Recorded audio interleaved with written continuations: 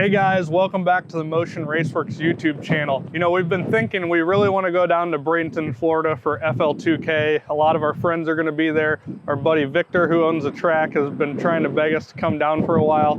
And I was thinking to myself, what car do we want to take? Andy's GTO will be done and running. My Nova should be running, hopefully. If it's not worn out after race week, might need a little bit of maintenance. So I decided, you know what, let's do something completely different. And let's just build a car for FL2K, but let's make it even crazier yet. Let's build it in 8 days. We decided we were just gonna go ahead and grab one of these cars from our clunker pile. These are our R&D cars. We keep them so we can roll them in and out of the shop and make parts off of them for you guys. I don't really think any of these ones are gonna do, but I do have one in mind. It's in the shop already. It's in pieces, and I think it's gonna be perfect for the project, so let's go inside. There she is. Everybody meet this wonderful gem we use for R&D. It is a 91 Fox body.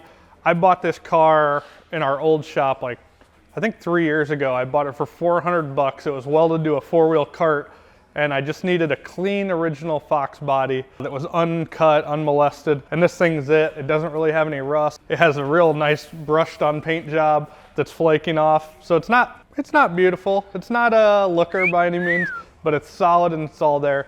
And the cool thing is, this thing is basically just a roller like you guys would buy off of Craigslist for $1,000 bucks. So it has a broken 8.8 rear end in it. It has a K member in it, a steering column, and a wing on the back and a hood. As you can tell, we have a long ways to go, because if you know me, I'm all about safety and I'm all about going fast. This car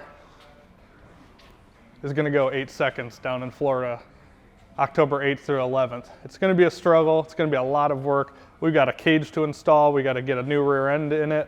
We've got suspension to get figured out. We've got wiring. We've got an engine combo.